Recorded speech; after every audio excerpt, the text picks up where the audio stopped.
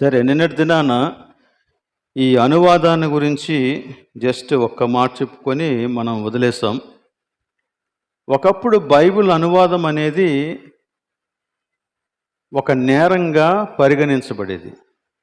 బైబిల్ని అనువదిస్తే అది నేరం. వేరే వేరే భాషల్లోనికి దేవుని యొక్క వాక్యం అనువదించకూడదు, లేక తర్జుమా చేయకూడదు, వేరే భాషలోనికి మార్చకూడదు అని అప్పట్లోగా వారు నమ్మేవారు. కానీ దేవుడు దానిని ఏమాత్రం కూడా అంగీకరించలేదు. అలాంటి భావాన్ని దేవుడు అంగీకరించలేదు.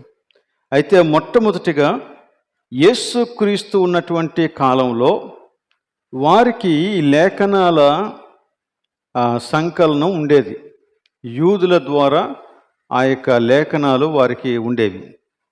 దానిని మనం నిన్న చెప్పుకున్నటువంటి ప్రకారంగా సెప్టుజెంట్ అనేవారు. అంటే హెబ్రీ భాషలో వ్రాయబడినటువంటి పాత నిబంధన గ్రంథాలన్నింటినీ కూడా గ్రీకు భాషలోనికి ఒక 70 మంది వ్యక్తులు కలిసి తర్జుమా చేశారు. ఆ తర్జుమాయే యేసుక్రీస్తు ఉన్న కాలంలో ఉండేది. సో లేఖనాలను గురించి యేసుక్రీస్తు మాట్లాడుతూ ఉండేటప్పుడు ఆ గ్రంథాన్ని వారు చదివేవారు. అలానే యేసుక్రీస్తు సమాజ మందిరంలోనికి వెళ్ళినప్పుడు యేసుక్రీస్తుకి ఒక గ్రంథపు చుట్ట ఇచ్చారు చదవటానికి. అది యెషయా గ్రంథంలో నుంచి చదివాడు. సో ఆయన యెషయా గ్రంథాన్ని విప్పి చదివినప్పుడు అది గ్రీకు భాషలో తర్జుమా చేయబడినటువంటి హెబ్రీ లేఖనాలు అన్నమాట. సో దానిని యేసుక్రీస్తు చదివినట్లుగా మనం గమనించవచ్చు. సో ఈ విధంగా ఈ బైబిల్ని అనువదించటానికి చాలామంది పూనుకున్నారు. అయితే అది మొదటిది. ఆ తరువాత ఈ బైబిల్ని తర్జుమా చేసినప్పుడు భాషకు ఉన్నటువంటి భేదాల వలన చాలా ఇబ్బంది పడ్డారు. ఉదాహరణకి మనం he is going to school అన్నాం అనుకోండి, దానిని యథాతథంగా ట్రాన్స్లేట్ చేయాలంటే అతడు వెళ్ళుచు ఉన్నాడు స్కూల్కి అని ట్రాన్స్లేట్ చేయాలి యథాతథంగా. కానీ యాక్చువల్గా అలా ట్రాన్స్లేట్ చేస్తే తెలుగులో నప్పదు. అది మనం ఎలా చెప్తాం? అతడు స్కూల్కి వెళ్తున్నాడు అని చెప్తాం. అంటే స్కూల్ అనే మాట ఇంగ్లీష్లో చివరిని వచ్చినా దాన్ని మనం ముందుకు తీసుకొని వస్తున్నాం. ఇవన్నీ ఎందుకు ఇలా జరుగుతున్నాయంటే అవి భాష యొక్క ఏర్పాటు. అది భాషలకు ఉన్నటువంటి వ్యాకరణం, భాషకు ఉన్నటువంటి శైలి ఆ విధంగా ఉంది. సో కాబట్టి భాషకి ఈ యొక్క శైలి ఉండటం వలన కొంత ఇబ్బంది పడ్డారు. సో అయితే దేవుని మహాకృపను బట్టి దాని మీద చాలా చాలా చాలా కృషి చేసి రకరకాలుగా ఈ యొక్క బైబిల్ అనేక దశలు దాటుకొని ఈ స్థితికి వచ్చింది. చివరికి 18వ శతాబ్దంలో ఈ తెలుగు అనువాద ప్రక్రియ ప్రారంభమైంది. దానికంటే ముందు చాలా అనువాద ప్రక్రియలు జరిగాయి. అందులో మొట్టమొదటిగా 250 అదే క్రీస్తు పూర్వం 250, క్రీస్తు పూర్వం 250 150 సంవత్సరాల కాలంలో ఈ సెప్టుజెంట్ అనేది ట్రాన్స్లేట్ చేయబడింది. దాని తర్వాత యేసుక్రీస్తు వచ్చిన తరువాత ఈ పత్రికలు అన్నీ కూడా అపోస్తలుల ద్వారా సంఘాలకు అందించబడ్డాయి. అయితే అప్పటికి అవన్నీ కలిపి ఒక పుస్తకంగా కూర్చబడలేదు. కాబట్టి 385, 404 ఆ ప్రాంతంలో ఈ యొక్క పుస్తకాలన్నీ కూడా చేర్చి వాటిని ఒకే పుస్తకంగా చేయటానికి వారు ప్రయత్నం చేశారు. ఆ తర్వాత వాటి యొక్క ట్రాన్స్లేషన్ జరిగింది. మొట్టమొదట ఈ బైబిల్ అనువాదాన్ని చేసినటువంటి వ్యక్తి జెరోమ్ అనేటువంటి వ్యక్తి. జెరోమ్ అని అప్పుడు చర్చ్ ఫాదర్స్ అనేవారు. అంటే వారు సంఘ పెద్దలు అన్నమాట, అప్పటికి సంఘ పెద్దలు. సో ఈ జెరోమ్ అనేటువంటి ఈ వ్యక్తి మొట్టమొదటిగా 384, 404 ఆ మధ్య కాలంలో వాడుక భాషలోనికి అంటే లాటిన్లో వాడుక భాషలోనికి, దాన్ని లాటిన్ వల్గేట్ అంటారు, వాడుక భాషలోనికి బైబిల్ని తర్జుమా చేయటం జరిగింది.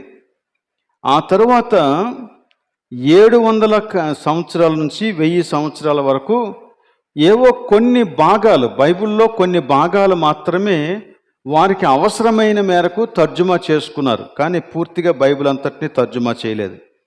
ఆ తర్వాత మరలా 1382 కాలంలో జాన్ విక్లిఫ్ అనేటువంటి వ్యక్తి, ఇతడు ఇంగ్లీష్ ఫిలాసఫర్ కానీ దేవుని యొక్క సేవ చేసేవాడు. కాబట్టి ఈ వ్యక్తి బైబిల్ మొత్తాన్ని, పాత నిబంధన క్రొత్త నిబంధన మొత్తాన్ని ట్రాన్స్లేట్ చేశాడు, కానీ ప్రింట్ చేయలేదు. ఈ జాన్ విక్లిఫ్ అనేటువంటి వ్యక్తి చరిత్రలో చాలా గొప్ప పేరు కలిగినటువంటి వాడు. ఇతని పేరు మీద ప్రస్తుతం అయితే విక్లిఫ్ బైబుల్ ట్రాన్స్లేటర్స్ అనే ఒక సంస్థ నడుస్తూ ఉంది. ఇది అంతర్జాతీయంగా ఎక్కడ ట్రాన్స్లేషన్ జరిగినా ఆ ప్రాజెక్ట్స్ అన్నిటిని నిర్వహించేటువంటి సంస్థ ఇది. సో విక్లిఫ్ బైబుల్ ట్రాన్స్లేటర్స్, అలాగనే విక్లిఫ్ బైబుల్ అసోసియేట్స్ అని మరొక అనుబంధ సంస్థ కూడా ఉంది. సో ఇవన్నీ కూడా ఈ బైబుల్ ట్రాన్స్లేషన్స్ని చేస్తూ ఉన్నాయి. నేను కూడా విక్లిఫ్ బైబుల్ అసోసియేట్స్తో కలిసి కొంతకాలం పనిచేయటం జరిగింది. అప్పుడు 5 భాషల్లోనికి బైబిల్ తర్జుమా ప్రాజెక్ట్స్ని నేను నిర్వహించడం జరిగింది. ఈ సంఘంలో నేను జాయిన్ అయినటువంటి తొలి దినాల్లో నేను ఆ పని చేస్తూ వచ్చాను. అయితే ఆ ప్రాజెక్ట్ కంప్లీట్ అయిపోయింది. ఆ 5 భాషల్లో ఉన్నటువంటి తర్జుమాని అప్పగించడం జరిగింది. అది నేటివ్ ట్రాన్స్లేటర్స్తో ఆ ప్రాజెక్ట్ చేయటం జరిగింది. సో జాన్ విక్లిఫ్ అనేటువంటి వాడు ఒక పేరుగాంచినటువంటి వ్యక్తి. అతని పేరు మీద బైబిల్ ట్రాన్స్లేషన్ సంస్థ ఒకటి ప్రస్తుతం అయితే నడుస్తూ ఉంది. అతని తర్వాత చెప్పుకోదగినటువంటి మరో వ్యక్తి ఎవరంటే విలియం టిండేల్ అనేటువంటి వ్యక్తి. 1525, 1535 ఈ కాలంలో అతడు మొట్టమొదటిగా బైబిల్ని ట్రాన్స్లేట్ చేసి ప్రింట్ చేశాడు. అది ఇంగ్లీష్లో. అందుకని ఈ విలియం టిండేల్ని ఏం చేశారంటే, అతని మీద ప్రక్రియలు చాలా జరిగాయి. ఆ తర్వాత మనం చెప్పుకుంటే మరికొన్ని ట్రాన్స్లేషన్స్ వచ్చాయి. 1535లోనే కవర్డేల్స్ అనేటువంటి వ్యక్తి ట్రాన్స్లేషన్ చేశాడు. అయితే దాని తర్వాత 1537లో మాథ్యూస్ ట్రాన్స్లేషన్ అని ఒకటి వచ్చింది. దీన్ని మనం చెప్పుకోవాల్సినటువంటి అవసరం ఉంది. ఎందుకంటే ఈ వ్యక్తి తన పేరుని బయటికి చెప్పకుండా ఈ విలియం టిండేల్ చేసినటువంటి ట్రాన్స్లేషన్ని మరో పేరు మీద విడుదల చేశాడు అన్నమాట. అతని పేరు జాన్ రోజర్స్. అయితే అతనికి సూడోనేమ్ అంటే వేరే పేరు పెట్టుకున్నాడు. ఆ వేరే పేరు ఏంటంటే థామస్ మాథ్యూ అనేటువంటి పేరు.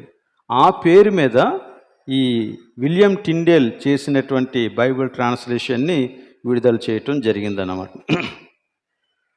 ఆ తర్వాత మనం చెప్పుకోదగినటువంటి మరో ట్రాన్స్లేషన్ ఏంటంటే 1539వ సంవత్సరంలో టావర్నర్స్ అనేటువంటి ఒక బైబిల్ని తర్జుమా చేశారు. దాన్ని ఏమన్నారంటే ది మోస్ట్ సేక్రెడ్ బైబిల్ అని అన్నారు. అది క్యాథలిక్ చర్చ్ వాళ్ళు అంగీకరించారు. దాని తర్వాత జెనీవా బైబిల్ అని మరొకటి వచ్చింది. అది 1560వ సంవత్సరంలో వచ్చింది. ఈ జెనీవా బైబిల్లో 88 పుస్తకాలు ఉన్నాయి. అంటే వారు అపోక్రిఫా పుస్తకాలు కూడా కలిపారు. దాంతోపాటు మరికొన్ని పుస్తకాలు కూడా కలిపి మొత్తం 88 పుస్తకాలతో కలిపినటువంటి బైబిల్ని వారు ప్రింట్ చేయటం జరిగింది. దానిని కూడా ఆర్సిఎం వారు అంగీకరించారు. ఆ తర్వాత మరొక బైబిల్ ఏంటంటే బిషప్స్ బైబిల్ అనేటువంటిది వచ్చింది. ఈ బిషప్స్ బైబిల్ 1568వ సంవత్సరంలో ప్రింట్ చేశారు. చర్చ్ ఆఫ్ ఇంగ్లాండ్ వారు అధికారపూర్వకంగా ఈ బిషప్స్ బైబిల్ని వారు ధృవీకరించారు. సో కాబట్టి అది కొంతకాలం బిషప్స్ బైబిల్ బాగా ప్రాచుర్యం పొందింది. ఆ తర్వాత క్యాథలిక్ వర్షన్ ఒకటి వచ్చింది. దాన్ని రీమ్స్ డూయి అని అంటారు. ఆ బైబిల్లో ఈ క్యాథలిక్ వర్షన్ అది వారు అపోక్రిఫా మొత్తం అనేవి కూడా ఉంటాయి. అయితే 1611 సంవత్సరంలో ఫైనల్గా కేజేవి అనగా కింగ్ జేమ్స్ వర్షన్, ఇది మనలో చాలామందికి తెలుసు. ఇంగ్లీష్ బైబిల్స్లో బెస్ట్ బైబిల్ ఏంటి అని అడిగితే అందరూ కూడా కింగ్ జేమ్స్ వర్షన్ అని చెప్తారు. అందులో కింగ్ జేమ్స్ వర్షన్ని ఆథరైజ్డ్ వర్షన్ అని కూడా అంటారు. కింగ్ జేమ్స్ ఆథరైజ్ చేసినటువంటి వర్షన్ అది. దాన్ని ఓల్డ్ ఇంగ్లీష్లో రాశారు. దానికి విశేషంగా ఇంగ్లీష్ యొక్క భాషను కూడా దాంట్లో చాలా ఎక్కువగా ప్రాధాన్యతనిచ్చి, ఇంగ్లీష్ భాషకి ప్రాధాన్యతనిచ్చి ప్రపంచమంతా కూడా ఆ యొక్క లాంగ్వేజ్ని కూడా ప్రబలం చేయటానికి వారు ఆ బైబిల్ని వినియోగించుకున్నారు. ఈ రోజుకి కూడా ఇంగ్లీష్ లాంగ్వేజ్ కోర్సులు చేసినప్పుడు ఖచ్చితంగా కేజేవిని కూడా వాడతారు వాళ్ళు. మనం ఎంఏ ఇంగ్లీష్ కానీ ఇట్లాంటివి చేస్తూ ఉండేటప్పుడు లిటరేచర్ చేస్తే అందులో ఆ బైబిల్ని కూడా వాడతారు. ఎందుకంటే అందులో ఉన్నటువంటి ఇంగ్లీష్ అంత బాగుంటుంది. So right. సో 1611లో 1611లో కింగ్ జేమ్స్ వర్షన్ వచ్చింది. ఈ కింగ్ జేమ్స్ వర్షన్ని దగ్గర 47 మంది స్కాలర్స్ కలిపి చేశారు అన్నమాట. కింగ్ జేమ్స్ అది చెయ్యాలని ఆర్డర్ వేశాడు, అందుకని దానికి కింగ్ జేమ్స్ వర్షన్ అని అన్నారు. కానీ కింగ్ జేమ్స్ దాన్ని చేయలేదు. కానీ 47 మంది స్కాలర్స్ని అతడు నియమించి వారికి కావలసినటువంటి సకల సౌకర్యాలు చేసి వారికి కావలసినటువంటి ధనాన్ని కూడా వారికి ఇప్పించి మొత్తం మీద ఆ బైబుల్ కంప్లీట్ అయ్యేలాగా చేశాడు. ఈ 47 స్కాలర్సు 6 టీమ్స్గా విడిపోయి ఈ 6 టీమ్స్ ఒక్కొక్కరు కొన్ని పుస్తకాలు తీసుకొని ఆ విధంగా కొంతకాలం శ్రమించి ఈ యొక్క పుస్తకాన్ని లేక బైబిల్ని ట్రాన్స్లేట్ చేయటం జరిగింది. ఇక్కడ మనం మరొక విషయాన్ని కూడా చెప్పుకోవాలి. అదేంటంటే ఈ కింగ్ జేమ్స్ ఇంగ్లాండ్ రాజు విలియం టిండేల్ బైబుల్ ట్రాన్స్లేషన్ కోసం తన యొక్క ప్రాణాలను కోల్పోయినటువంటి వ్యక్తి. ఈ విలియం టిండేల్ చనిపోతూ అందరి ఎదుట అతన్ని నిలబెట్టి చంపేస్తూ ఉన్నప్పుడు ఒక ప్రార్థన చేశాడంట. ఏంటి ఆ ప్రార్థన అంటే, ప్రభువా ఇంగ్లాండ్ రాజు యొక్క కళ్ళు తెరవండి అనేటువంటి ప్రార్థన చేశాడంట. బహుశా దానికి ప్రతిఫలమో ఏమో తెలియదు, కానీ కేజేవి ఆ తర్వాత మరి మంచి ప్రాచుర్యం పొందినటువంటి బైబిల్గా మనం చూస్తాం. King James version, the authorised version, Church of England వారు దాన్ని ఆమోదించారు. ఆ విధంగా తెలుగు బైబిల్ని ట్రాన్స్లేషన్ చేయటానికి ముందు ఇన్ని రకాలుగా ఈ బైబిల్ అనువాద ప్రయత్నాలు జరిగాయి. తెలుగు బైబిల్ ట్రాన్స్లేషను 1712లో ప్రారంభమైంది. తమిళనాడు ప్రాంతానికి బర్తలోమియో జిగెన్బాగ్ అనేటువంటి వ్యక్తి మిషనరీగా వచ్చాడు. ఆయన మిషనరీగా వచ్చినప్పుడు అతడు తమిళ్ నేర్చుకున్నాడు, తెలుగు కూడా నేర్చుకున్నాడు. సో తెలుగులోనికి బైబిల్ని తర్జుమా చేయటానికి పూనుకున్నాడు, కానీ చాలా అనతి కాలంలోనే చనిపోవటం వలన అది చేయలేకపోయాడు. ఆ తర్వాత 1727వ సంవత్సరంలో రెవరెండ్ డాక్టర్ బెంజమిన్ షుల్జ్ అనేటువంటి వ్యక్తి, ఈయన జర్మన్ నుండి వచ్చినటువంటి వాడు, లూథరన్ మిషన్కి చెందినటువంటి వాడు. ఇతను క్రొత్త నిబంధన పాత నిబంధన రెండింటిని ట్రాన్స్లేషన్ చేశాడు, కానీ అవి ప్రింట్ చేయలేదు.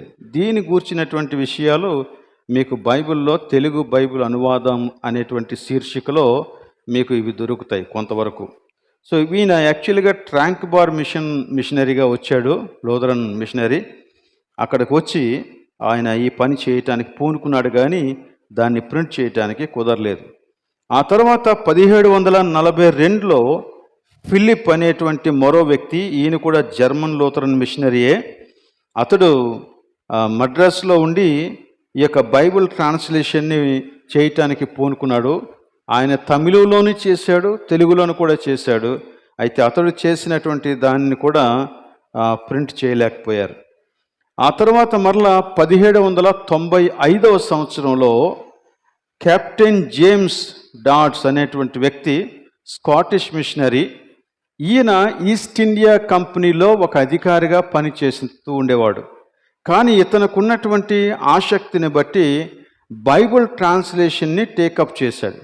బైబిల్ ట్రాన్స్లేషన్ టేకప్ చేశాడు, కానీ అతడు కూడా చాలా కొద్ది కాలంలోనే చనిపోవటం వలన అది పూర్తిగా నెరవేరలేదు. అంతేకాకుండా అప్పటికున్నటువంటి కొంత వ్యతిరేకతను బట్టి ఆయన చేసినటువంటి అనువాదాలని కాల్చేశారు. సో ఆ విధంగా జరిగింది. ఆ తర్వాత మనకి బాగా తెలిసినటువంటి William Carey Calcutta Serampore trio అంటాం కదా. విలియం కేరీ, విలియం వార్డ్, అలానే మార్ష్మన్, ఈ ముగ్గురు కలిసి బైబిల్ ట్రాన్స్లేషన్స్ని చేశారు. ఈ విలియం కేరీ 40 సంవత్సరాలు మన భారతదేశంలో ఉంటే 40 సంవత్సరాల్లో 40 భాషల్లోనికి బైబిల్ని తర్జుమా చేశాడు. అంటే పోర్షన్సే అయినప్పటికీ కూడా 40 భాషల్లోనికి చేయగలిగాడు. అందులో తెలుగు కూడా ఒకటి. సో ఈయన 1805 ఆ ప్రాంతంలో ఈ యొక్క బైబిల్ ట్రాన్స్లేషన్ మొదలుపెట్టాడు. 1812కి కంప్లీట్ అయిపోయింది. అంతా ఏర్పాటు చేసుకున్నాడు, మొత్తం ప్రతులన్నీ ఏర్పాటు చేసుకున్నాడు. ప్రింటింగ్ ప్రెస్ సిద్ధంగా ఉంది. కానీ ఈలోగానే మొత్తం ప్రింటింగ్ ప్రెస్ అంతా దహనమైపోవటం వలన, ఒక ఫైర్ యాక్సిడెంట్ జరగటం వలన మొత్తం అన్నీ కాలిపోతే మళ్ళీ మొదటి నుంచి చేశాడు. 1818లో క్రొత్త నిబంధన ప్రింట్ చేయటం జరిగింది. విలియం కేరీ చేసినటువంటి ట్రాన్స్లేషన్ చూస్తే అందులో ఇప్పుడున్నటువంటి బైబిల్కి అప్పుడు చేసినటువంటి బైబిల్ ట్రాన్స్లేషన్కి చాలా తేడా ఉంటుంది. సో అలాంటి ట్రాన్స్లేషన్స్ చేశారు. కానీ అన్ని దశల గుండా వస్తేనే కానీ ఈ బైబిల్ మనకి ఇక్కడ వరకు మన చేతికి అందలేదు. ఆ తర్వాత LMS మిషనరీస్ బైబిల్ ట్రాన్స్లేషన్ ప్రాజెక్ట్ని టేకప్ చేశారు. LMS అంటే London missionary society. London missionary society వాళ్ళు మనకి CBM కంటే ముందు ఈ ప్రాంతంలోనూ కూడా పనిచేశారు. కీచినిపేటలో ఉన్నది కూడా లండన్ మిషన్ చర్చే. సో కాబట్టి అది దీనికంటే ముందు ప్రారంభమైనటువంటి చర్చ అది. సో ఈ లండన్ మిషన్ సొసైటీ వారు బైబిల్ ట్రాన్స్లేషన్ చేయటం ప్రారంభించి వారు కూడా రకరకాలుగా ప్రయత్నం చేశారు. వారిలో ఒక మిషనరీ పేరు అగస్టిన్ డ్రెస్ గ్రాంజెస్ అనేటువంటి వ్యక్తి. ఈయన భారతీయుల యొక్క సహాయంతో బైబిల్ను అనువదించడానికి ప్రయత్నం చేశాడు. అప్పటికి ఆయన సహాయకరంగా ఉన్నటువంటి వ్యక్తి ఎవరంటే మహారాష్ట్ర నుంచి ఒక బ్రాహ్మణ్ దేవుని నమ్ముకున్నటువంటి వ్యక్తి ఆనంద రాయర్ అనేటువంటి వ్యక్తి. ఇతడు టిప్పు సుల్తాన్ దర్బార్లో పనిచేసేవాడు. సో అతని యొక్క సహకారంతో ఈ అగస్టిన్ అనేటువంటి మిషనరీ బైబిల్ తర్జుమా కార్యక్రమం చేపట్టాడు. అయితే ఆయన కేవలం నూతన నిబంధన ట్రాన్స్లేషన్ ప్రారంభించి కొరింథీయులకు రాసినటువంటి మొదటి పత్రిక వరకు మాత్రమే ట్రాన్స్లేట్ చేయగలిగాడు. ఆ తర్వాత he is no more. So కాబట్టి ఆ తర్వాత వచ్చినటువంటి మరొక మిషనరీ LMS మిషనరీయే ఎడ్వర్డ్ ప్రిచెట్ దొరగారు అని కూడా అంటారు. సో ఈయన మరలా ఆ ఆనందరాయర్ యొక్క సహాయాన్ని, అలానే జాన్ గార్డన్ అనేటువంటి మరొక మిషనరీ సహాయాన్ని తీసుకొని ఆ ట్రాన్స్లేషన్ని కంటిన్యూ చేశాడు. కానీ మరి అది ఎందుకు అలా జరిగిందో తెలియదు. ప్రిచెట్ దొరగారు చనిపోయారు, జాన్ గార్డన్ గారు కూడా చనిపోయారు. ఇద్దరు కూడా కొన్ని సంవత్సరాల తేడాలో, అంటే 1824లో ప్రిచెట్ దొరగారు చనిపోతే 1828లో అంటే 4 సంవత్సరాల గ్యాప్లో జాన్ గార్డన్ గారు చనిపోయారు. కాబట్టి ఆ ట్రాన్స్లేషన్ కూడా అలాగే ఆగిపోయింది. ఆ తర్వాత మద్రాసులో ఒక ట్రాన్స్లేషన్ కమిటీ ఏర్పడింది. ఈ ట్రాన్స్లేషన్ కమిటీ ఏర్పడింది. ఇదంతా కూడా మద్రాస్ ప్రెసిడెన్సీలోనే ఉండేది కదా, ఈవెన్ ఆంధ్ర కూడా. అందువలన వారు అక్కడ నుంచి దీన్ని ఆపరేట్ చేయటం ప్రారంభించారు. వారు ఏం చేశారంటే ఆదికాండం, నిర్గమాకాండం ఈ 2 పుస్తకాలని మాత్రమే ప్రింట్ చేశారు తెలుగులో. ఆ తర్వాత 1838లో CP బ్రౌన్ అనేటువంటి దొరగారు వచ్చారు. ఈయన తెలుగుని బాగా ఆకలింపు చేసుకున్నటువంటి వ్యక్తి. ఇప్పటికీ కూడా మనకి CP బ్రౌన్ యొక్క డిక్షనరీలు దొరుకుతాయి. వ్యాకరణ పుస్తకాలు దొరుకుతాయి. ఆయన తెలుగు భాషను బాగా స్టడీ చేసి ఆ తెలుగులో ఉన్నటువంటి వ్యాకరణాన్ని, అందులో ఉన్నటువంటి పదాలను, వాటి యొక్క ఉపయోగాన్ని, అర్థాన్ని వివరించినటువంటి వ్యక్తి అన్నమాట. ఈవెన్ ఈ రోజుకి కూడా ఈ ఆది భాషల్లోనికి బైబిల్ని తర్జుమా చేసినప్పుడు వారు చేసేటువంటి మొదటి పని ఏంటంటే భాషని విశ్లేషించటం. అక్కడికి వెళ్ళిపోయి వారి యొక్క భాషను, వారి యొక్క పదజాలను అంతటిని కూడా సేకరించి వాటిని పదప్రయోగం చేస్తారు, వాక్య ప్రయోగం చేస్తారు. ఇవన్నీ చేసినప్పుడు అసలు అందులో ఉన్నటువంటి వ్యాకరణం ఏంటి అనేది విశ్లేషించి తెలుసుకుంటారు అన్నమాట. అలాగ డిక్షనరీస్ వారి కొరకు తయారు చేయటం జరుగుతుంది.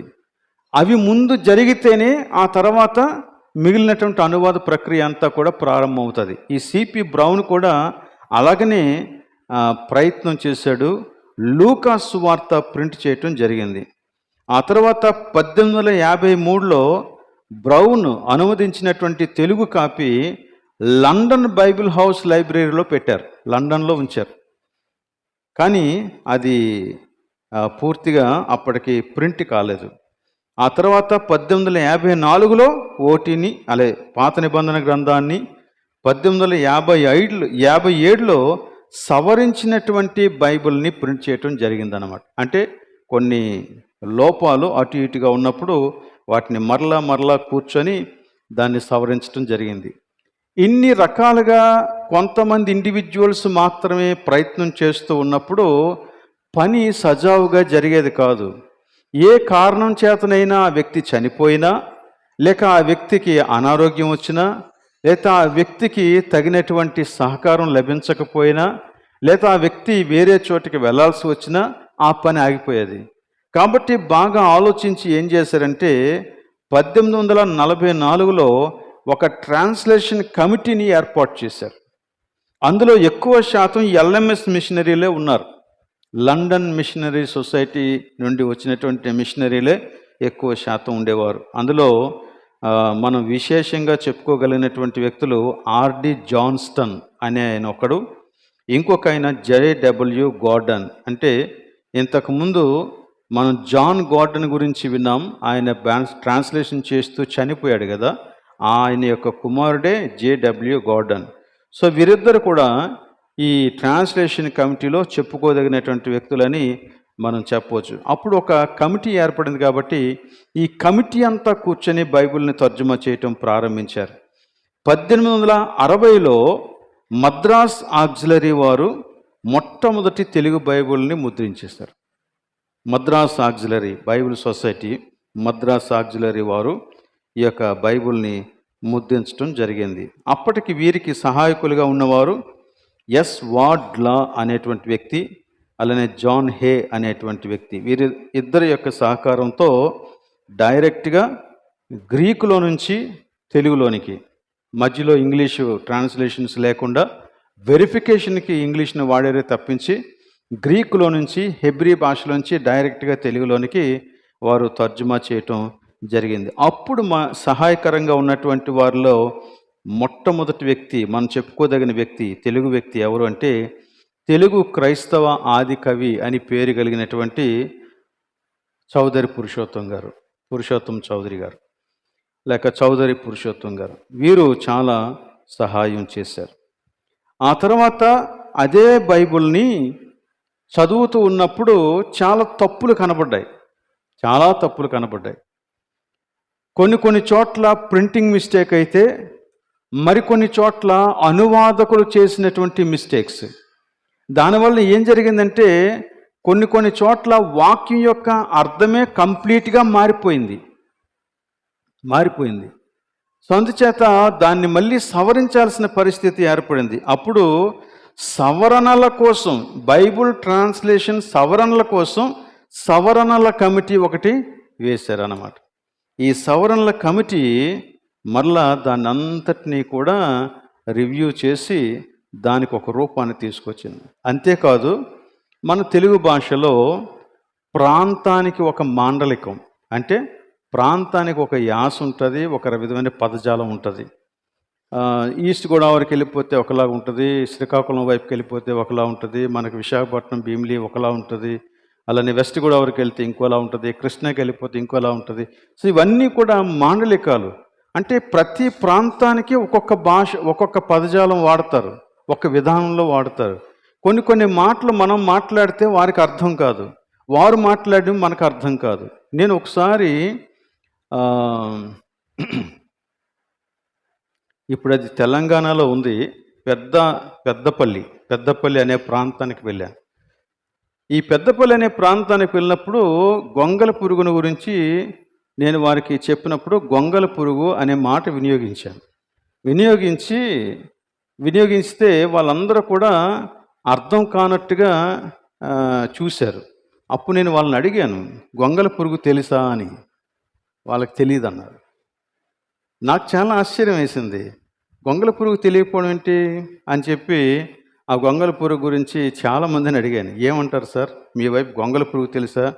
అదే బటర్ఫ్లై అవ్వటానికి ముందు ఒక లార్వా ఉంటుంది కదా, క్యాటర్పిల్లర్, దాన్ని అంటే అప్పుడు ఆ పాస్ట్గా చెప్పారు, అది గొంగల పురుగు కాదు సార్, బొచ్చు పురుగు అన్నాడు ఆయన. ఓకే, నాకు అది అర్థం కాలేదు. సో ఇలాగ ఒక్కొక్క ప్రాంతానికి వేరు పేర్లు ఉంటాయి, వేరు పదాలు ఉంటాయి. అవి మనం వినియోగించం. కొన్ని ప్రాంతాల్లో వాళ్ళు ఉపయోగించేటువంటి ఆ పదాలు మనకి కొన్నిసార్లు బూతులేలాగా కనపడతాయి, కాబట్టి మనం వాటిని వినియోగించం. కానీ అన్ని మాండలికాలని కలుపుకొని అందరికీ అర్థమయ్యేటువంటి రీతిగా చాలా వరకు అందరూ అంగీకరించేటువంటి భాషా శైలి రావాలనేటువంటి ఉద్దేశంతో మరలా బైబిల్ మీద చాలా కసరత్తు చేయాల్సి వచ్చింది. అంత కసరత్తు చేస్తేనే తప్ప ఈ రోజున మనం చూస్తూ ఉన్నటువంటి ఈ బైబిల్ మనకి రాలేదు. సో దేవుని యొక్క వాక్యం మన చేతిలోనికి రావటం అనేది ఆటోమేటిక్గా జరిగిపోలేదు. మనం ఇప్పుడు ఏంటంటే బైబిల్ కావాలంటే షాప్కి వెళ్తాం, ఒక 100 రూపాయలు 200 ఇచ్చేస్తాం, బైబిల్ కొనేసుకుంటాం, తెచ్చేసుకుంటాం, మనకు అంతవరకే తెలుసు. కానీ దాని వెనకాల జరిగినటువంటి చరిత్ర ఇంత ఉంది. ఎంతోమంది వారి యొక్క జీవితాలను దీనికోసం పణంగా పెట్టేశారు. దేవుడు అంతమంది యొక్క జీవితాలను వాడుకొని ఈ గ్రంథాన్ని మన వరకు తీసుకొచ్చాడు. కాబట్టి ఈ రోజున మనం దీనిని చదివి, దీన్ని ధ్యానం చేసి, దేవుని చిత్తాన్ని తెలుసుకొని రక్షించబడిన వారమై విశ్వాస జీవితంలో కొనసాగుతూ ఉన్నాం. మనకి దీని యొక్క కష్టం తెలియదు కాబట్టి చాలాసార్లు మనం ఏం చేస్తామంటే ఈ దేవుని వాక్యాన్ని ఏమీ కానట్టు తీసి పడేస్తాం. ఒకవేళ మన యొక్క జీవితంలో ఈ దేవుని వాక్యానికి ఒక మీటింగ్ జరిగితే ఒక 3-4 దేవుని వాక్యాన్ని చదవటానికి పోటీ పడతారు. మాకివ్వాలా అని. అలానే ఒక మీటింగ్ జరిగితే దేవుని వాక్యాన్ని ప్రకటించడానికి పోటీ పడతారు చాలామంది. We don't really respect it. అందుకనే ఈరోజు వరకు కూడా మన యొక్క జీవితాలలో నిజమైనటువంటి ఆధ్యాత్మిక అభివృద్ధిని చూడలేకపోతున్నాం, సంఘ క్షేమాభివృద్ధిని చూడలేకపోతున్నాం. దానికి కారణం ఏంటంటే ఈ దేవుని వాక్యానికి మన జీవితంలో అంత విలువ లేదు. ఇది కేవలం అలంకారప్రాయం. మనం ఎలా సంతోషిస్తామంటే చాలా మంచి డిజైన్తో, మంచి కవర్తో, ఎక్కువ ఖరీదుతో ఉన్నటువంటి బైబిల్ను కొనుక్కొని దాన్ని చాలా భక్తిగా మోసుకునే విషయంలో సంతోషిస్తాం. అంతేగాని లోపల ఉన్నటువంటి ఆ వాక్య సందేశాన్ని మన జీవితంలో మాత్రం మోయం. అది మనకి చాలా విచారకరమైనటువంటి సంగతిగా మనం చూస్తూ ఉన్నాం. అంచేత ఈ రోజున మరి ఇన్ని ప్రాసెస్, ఇంత ప్రక్రియ ద్వారా, ఇన్ని రకాలైనటువంటి దశల ద్వారా మన చేతిలో పెట్టినటువంటి ఈ దేవుని వాక్యం ఎంత విలువైనదో అది మనం గ్రహించి ప్రభు ఎదుట నమ్మకంగా కొనసాగాలని నేను కోరుతూ ఉన్నాను. ఈ సందర్భంగా నేను ఇంకొక విషయాన్ని కూడా నేను మీకు తెలియజేస్తాను. దీన్ని సంకలనం జరుగుతూ ఉన్నప్పుడు రకరకాలైనటువంటి పద్ధతులు చేశారు. అందులో కెననైజేషన్ అనేది ఒకటి.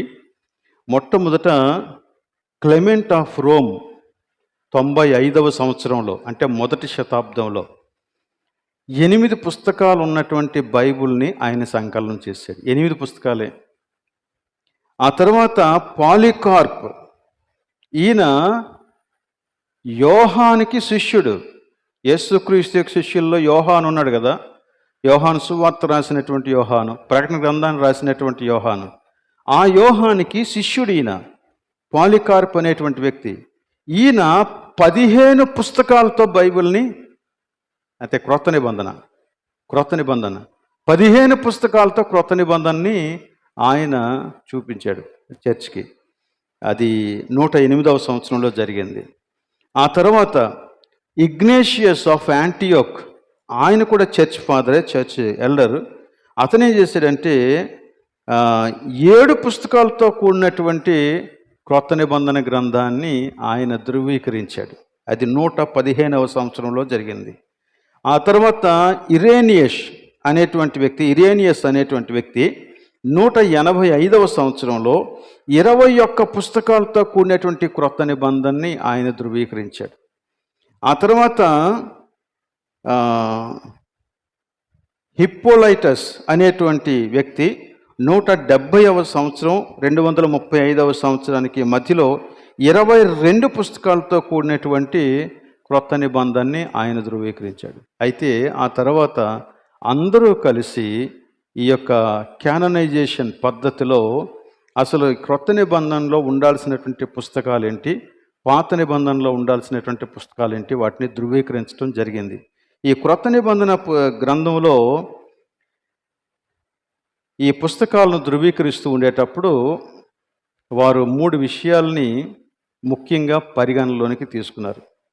నెంబర్ 1 ఏంటంటే, ఇది అపోస్తలుల ద్వారా వచ్చినటువంటి పుస్తకమా కాదా. అంటే ఉదాహరణకి మత్తయి ఉన్నాడు, మత్తయి యేసుక్రీస్తు యొక్క శిష్యుడు. అలాగనే పౌలు అపోస్తలుడు, పేతురు అపోస్తలుడు.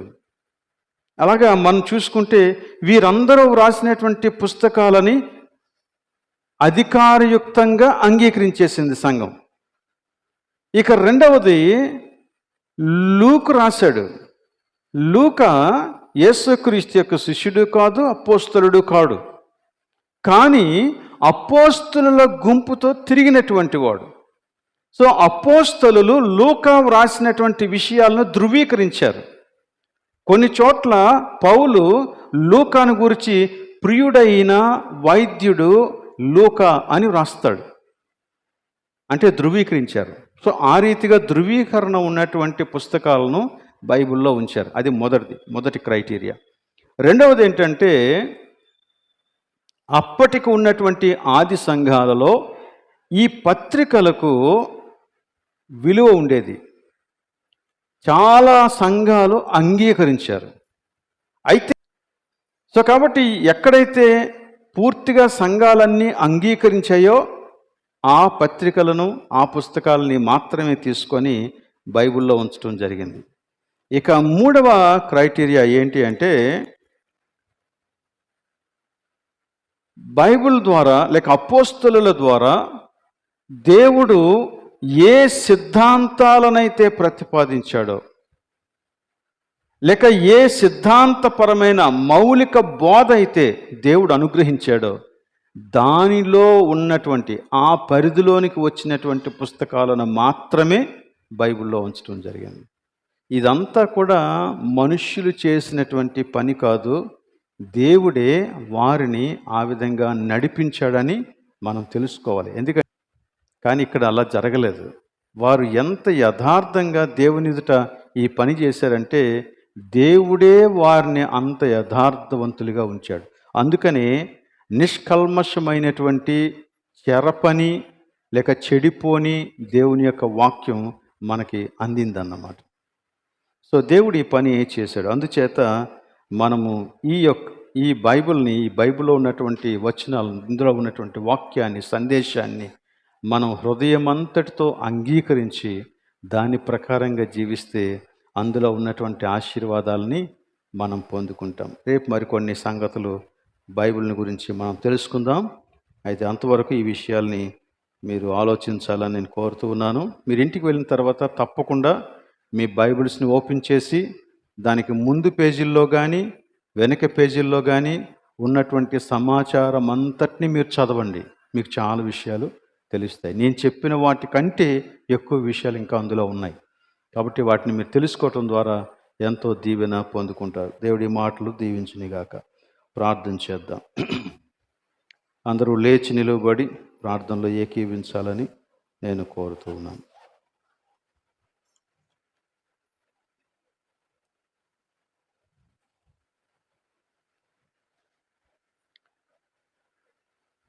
ప్రేమ కలిగిన మా ప్రభువా, నీకు వందనాలు. నీవు మమ్మను ప్రేమించి మా కొరకు నీవు చేసినటువంటి ఏర్పాటుకై నీకు వందనాలు చెల్లించుకుంటూ ఉన్నాం. దేవా, ఏ మనిషి నశించిపోవుట నీ చిత్తము కాదు.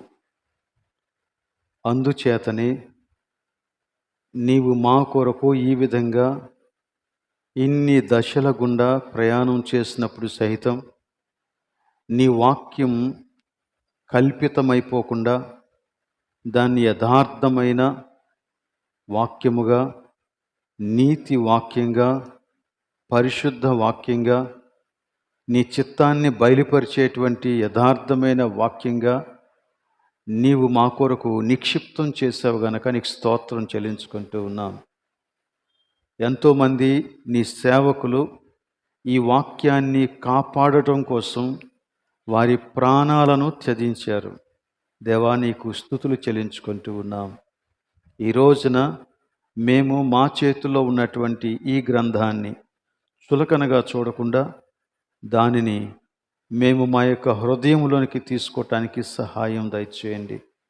మా జీవితాలను నీ వాక్యపు వెలుగులో నడిపించుకోవటానికి సహాయం దయచేయండి. సంపూర్ణమైన సమర్పణ చేయగలిగినట్లు సహాయం దయచేయండి. నీ వాక్యాన్ని బట్టి ప్రతి తీర్మానం జరగాలి. నీ వాక్యాన్ని బట్టి ప్రతి ఆలోచన నెరవేర్చబడాలి. నీ వాక్యాన్ని బట్టి ప్రతి ప్రవర్తన స్థిరపరచబడాలి. నీ వాక్యాన్ని బట్టి ప్రతి సంఘం క్షేమాభివృద్ధి పొందాలి. నీ వాక్యాన్ని బట్టి ప్రతి కుటుంబము కలిసి ఉండాలి. నీ వాక్యాన్ని బట్టి ఈ లోకానికి నీ సువార్త అందాలి. దేవా, అట్టి రీతిగా ఈ వాక్యము మా జీవితములను ప్రభావితం చేయగలిగినట్లు నీవే మమ్మను కనికరించుమని, కాపాడుమని ఈ ప్రార్థన మా ప్రభువును రక్షకుడైన యేసునామములో అడుగుచున్నాం తండ్రి. ఆమెన్. పరలోకమందున్న మా తండ్రి, నీ నామం పరిశుద్ధపరచబడునుగాక, నీ రాజ్యం వచ్చునుగాక, నీ చిత్తం పరలోకము నెరవేరినట్లు భూమి మీద నెరవేరునుగాక. మా అనుదిన ఆహారం మాకు దయచేయము. మా రుణస్తులను మేము క్షమించిన ప్రకారం మమ్మల్ని క్షమించము. మమ్మల్ని శోధనకి తేక కీడును తప్పించుము. ఎందుకనగా రాజ్యము, బలము, మహిమ నిరంతరము నీవైనావు తండ్రి. ఆమేన్. మన తండ్రి అయిన దేవుని ప్రేమ, కుమారుడైన యేసుక్రీస్తు యొక్క కృప, పరిశుద్ధాత్మిక అన్యోన్య సహవాసం ఇక్కడ చేరిన మనకందరకు, సంఘమంతటికి సదాకాలం తోడే ఉండునుగాక. ఆమేన్.